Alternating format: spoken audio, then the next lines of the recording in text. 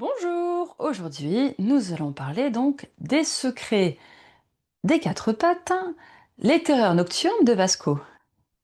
C'est AI Astrid Matran, bonjour, aujourd'hui Caroline va vous parler de la situation difficile que son magnifique chien Vasco a, à laquelle il a fait face dernièrement.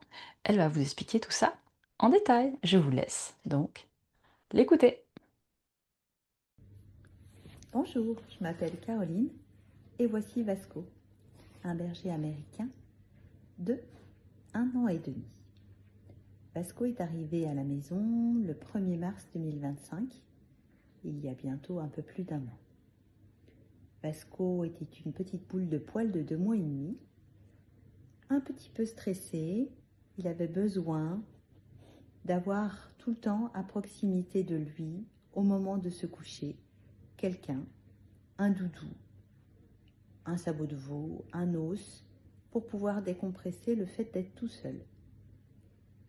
Il y a quelques mois, nous avons eu l'annonce d'un déménagement à prévoir pour cet été.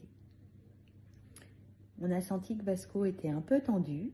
On lui a expliqué qu'il allait venir avec nous, bien évidemment, avec le reste de la famille. Et on a senti qu'il y avait un stress qui commençait à s'installer. Il mordillait un peu plus souvent, ses doudous, les sabots de veau, les os, tout ce qu'il pouvait avoir dans son panier.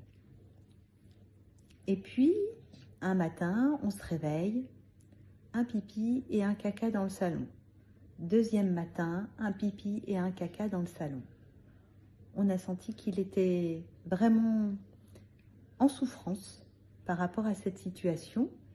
Et on a regardé son alimentation, on a fait attention à ce qu'au niveau de son état de santé, tout aille bien. Et tout allait bien à ce niveau-là. Donc on s'est dit qu'il y avait autre chose. Et j'ai eu le contact d'Astrid et je me suis dit qu'il était temps d'aller voir autrement une manière d'aider Vasco. J'ai pris contact avec Astrid qui m'a expliqué que Vasco était effectivement en stress à l'idée de ce déménagement et qu'il y avait certainement d'autres raisons que moi je n'arrivais pas à interpréter, ni mon fils, ni les restes de la famille.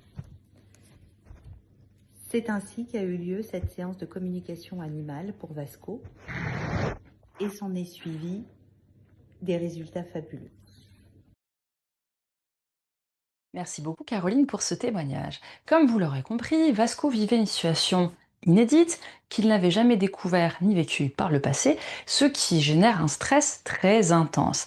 Un stress parce qu'on ne comprend pas réellement ce qui se passe, bien entendu, ils n'ont pas des notions de psychologie, donc lorsqu'ils vivent des terreurs nocturnes, des situations très compliquées, donc parfois ce sont des vieux souvenirs qui remontent, mais là, dans le cas de ce jeune homme, eh bien, il se réveillait en panique, car il était dans un endroit, donc dans ses cauchemars, qu'il ne connaissait pas sans ses maîtres.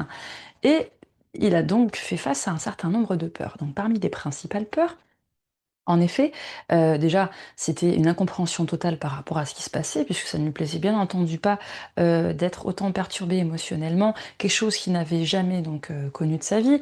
Il avait peur d'avoir peur, il se mettait aussi donc dans des peurs inconscientes, hein, du peur de la nuit, puisque en sachant que là, il y avait une association, hein, quand même assez désagréable qui était faite entre le fait que la nuit, il panique, il réveille en pleine nuit, et ce qui donne lieu donc au vu de l'intensité émotionnelle à des accidents donc de ce type-là. Et donc, il a fallu donc expliquer à ce jeune homme, aller gratter plus en profondeur, savoir, eh bien, qu'est-ce qui se cachait derrière tout ça. En effet, il traversait des perturbations donc émotionnelles diverses et variées, car il sentait le changement venir chez ses maîtres. Et ça faisait écho, en fait, à des situations passées qu'il avait pu vivre. Par exemple, il avait peur en fait que ses maîtres partent sans lui, il sentait le changement venir, puisque ce petit gars en fait eh bien, a été séparé de sa maman pour participer donc à un salon du chiot, et c'est par cette occasion-là qu'il a pu rencontrer la belle famille avec laquelle il vit à présent. Donc pour lui ça a été difficile, il n'a pas forcément compris, ce qui est normal, il était très jeune, pourquoi il a été séparé de sa maman comme ça, Donc c'est lui qui a bougé et secondairement donc eh ben, il a été séparé de sa famille, et il ne l'a plus jamais revu. Donc pour lui, en fait, il se posait la question, c'est: «Mes maîtres s'en vont», tout comme, lui était parti par rapport à sa maman, «mais est-ce qu'ils vont me garder? Est-ce que je vais être séparé de ma famille? Tout comme j'ai pu l'être de ma maman». Donc c'était en effet quelque chose qui était compliqué pour lui à supporter, et puis, donc parmi cette peur que ça recommence, cette incompréhension de ne pas savoir ce qui se passe, donc on va expliquer donc, à Vasco donc ce qu'il vit en travaillant par différentes techniques, hein, donner un éclairage en fait, hein, sur pourquoi est-ce que voilà, donc à quoi ceci fait allusion et pourquoi ça fonctionne comme ça en termes de gestion de ses émotions, en termes de gestion de ses peurs et puis, ça a réactivé aussi un événement qu'il avait vécu quand il était petit donc, avec un bruit assez puissant en fait, hein, qui lui avait fait très, très, très peur et qui avait surpris aussi sa maman à l'époque, type un bruit d'alarme ou quelque chose comme ça.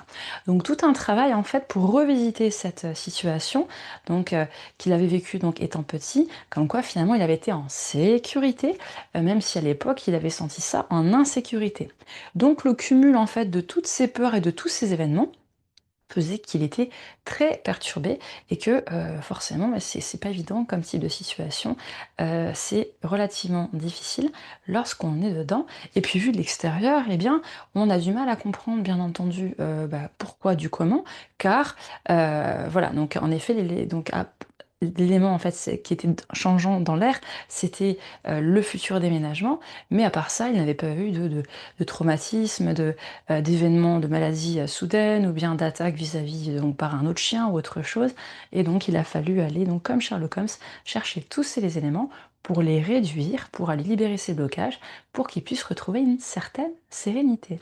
Et je vous laisse de nouveau écouter la propriétaire de Vasco par rapport, à le post-séance, si je puis dire, par rapport aux principaux éléments que je viens de vous citer là, qui ont donc été traités sur une séance.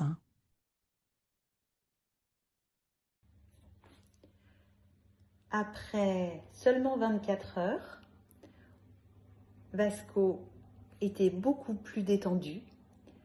Il a réussi à prendre le train, le bus, tout ça avec une muselière, à monter dans la voiture pour aller en voyage, aller sur la nouvelle destination qui nous attend. Et tout ceci sans pipi, sans caca. Et aujourd'hui, on le sent bien plus heureux, bien plus épanoui. Et je tenais à remercier personnellement Astrid pour le grand travail qu'elle a fait, qui permet à Vasco aujourd'hui d'être heureux et nous, forcément, très heureux de voir Vasco heureux.